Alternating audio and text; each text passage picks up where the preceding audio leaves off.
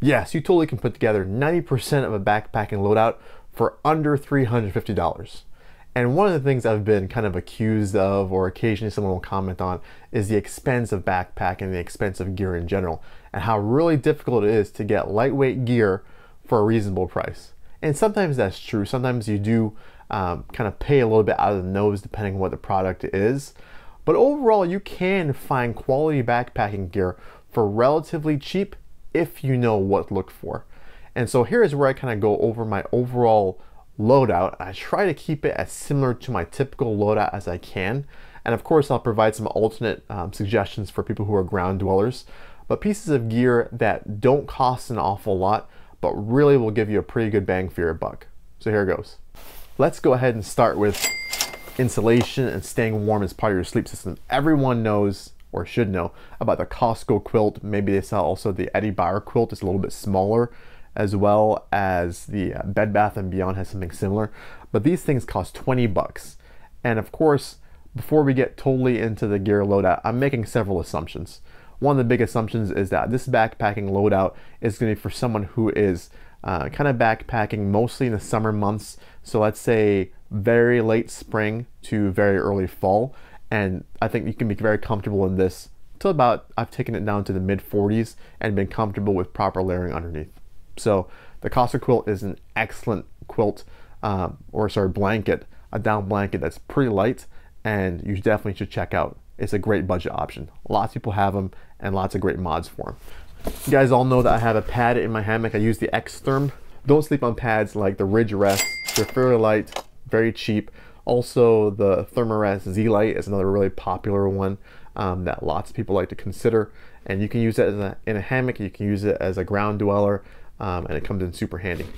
In terms of a budget hammock, if you're looking to cut costs, recently REI has kind of slashed the price on the Eno Sub 7, and these things are light, they work very well, and if I had to choose a true budget hammock that I feel comfortable with, that's one of the things I would go with. And then as far as a hammock hanging tarp or an overall tarp shelter, if you want to sleep under that, one thing I'd recommend is looking at the AquaQuest line of tarps. I know Josh for a long time used an AquaQuest 10x7 tarp over his hammock, and that thing was phenomenal. I think it cost maybe like 50 bucks, and it worked really well for him. He just kind of upgraded to get something a little lighter.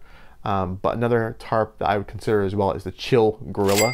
I know it sounds kind of silly, but that's even cheaper. You're talking $39 on Amazon, last I checked. Along with that Eno Sub 7, I'd also use kind of a daisy chain type of straps, and you can find those a dime a dozen anywhere, and those things usually cost about $15, and there's your hammock setup. One of the assumptions is that you know that when you go with kind of more budget gear, you tend to give up, not an awful lot and not always, a little bit of quality and a little bit of comfort.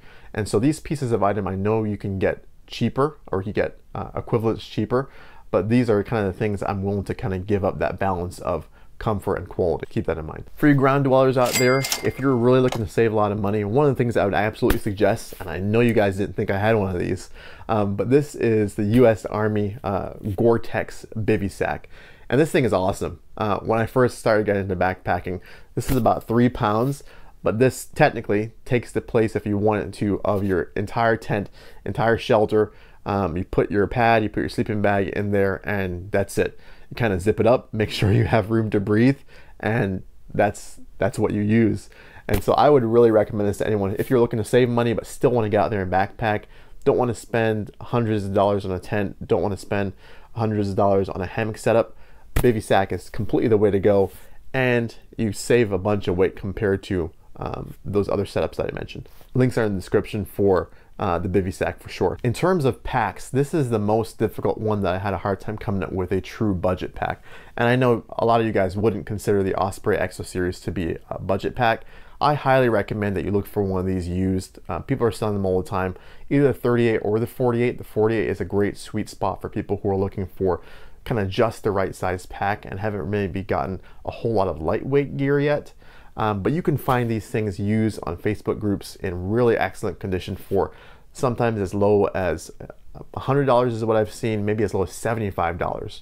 And so that's really a great price for a pack like this. So be sure to check it out. My idea for a pack that's kind of lightweight but very budget conscious is on AliExpress, and that's a Chinese website, Chinese manufacturers. It's a very, very large kind of e-commerce site. And so you're looking for the 3F UL or 3F Ultralight pack. And that has gotten phenomenal reviews for what it is. It's usually about $46 on AliExpress. And once again, the price fluctuates.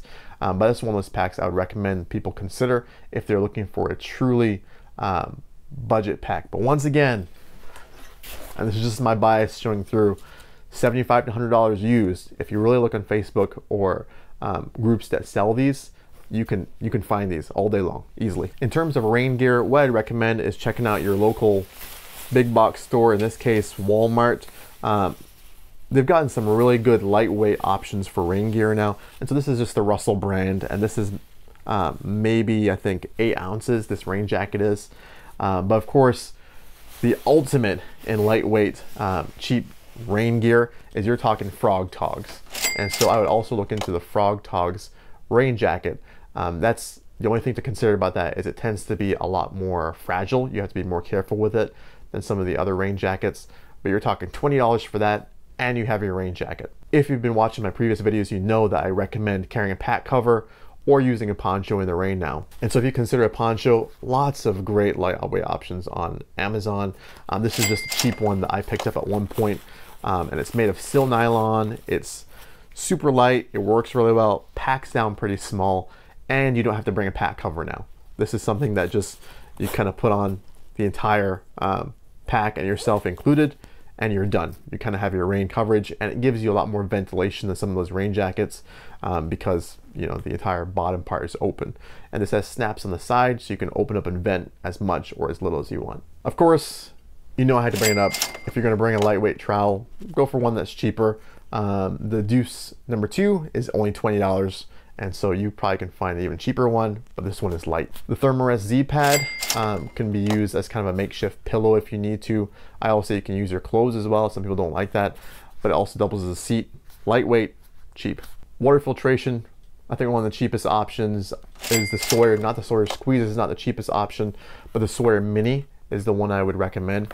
$20 for the Mini and a bag, and your water filtration needs are pretty much done. Lighting is another easy option if you're looking for budget-friendly gear. You can either go with a flashlight. This is just cheap mag light I think I picked up at one point. Or you can get, honestly, go to the outdoor section of Walmart. You can find Energizer headlamps all day long for $10. In terms of a down jacket, something for around camp, this is just an REI Co-op vest. It's not even a full jacket. But one brand that I definitely would consider is the 32 Degrees brand. You can find them at Macy's or Kohl's, and they actually make really cheap, lightweight down jackets, down vests, down shirts, you name it. So you're talking about $30, depending what we're looking at. They work really well. It's something I would consider and recommend to people to use if they want something that's pretty budget friendly. If you're thinking about cooking and mostly what you're doing is rehydrating, it's very hard to beat the alcohol stove. You guys have all seen me make this kind of super cat stove, and all it needs is a hole punch and a small can. This is a can of potted meat, so the cost of the can was what, 50 cents for whatever it was that was in here, and so very cheap. If you're thinking about a canister stove and you want to go the canister stove route, check out the BRS stoves on Amazon. $15 to $20 is what I've seen them range. I know Jason from Outdoor Adventure says he got his for $5, which is crazy. But I've seen them. Sometimes you have to, you know, they're not necessarily big enough for your pot, but once again, you're giving up some of that comfort and convenience. But it's cheap and it works really well. Moving on from stoves, if you're looking at a cook kit, one cook kit that's out there that's really cheap and inexpensive is, it has lots of different brand names, but as soon as I put it up on the screen, you'll know right away what I'm talking about. And Super Josh has used that for a long time. Right, Josh is having the ramen bomb, and he's having the breakfast hash. It's pretty lightweight. It's not titanium, of course. It's not Toaks or Snow Peak. And Toaks can be pretty reasonable if you look for them. But $12 is kind of hard to beat that for a cook kit. Overall, fairly light. You can fit a canister in it as well as a stove, no problem at all. And you can see when you total them all up, we have less than $350 for 90% of your loadout. Of course, we're missing things like your first aid kit. We're missing things overall like parts of your toileting kit or you know, ditty type stuff. But I hope you can agree that overall what we see here is most of what you need for backpacking.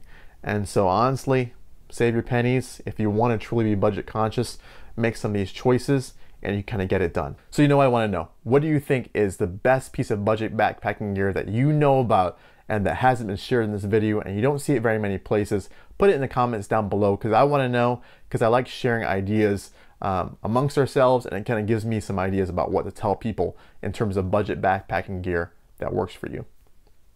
Thanks so much for watching, guys. Peace.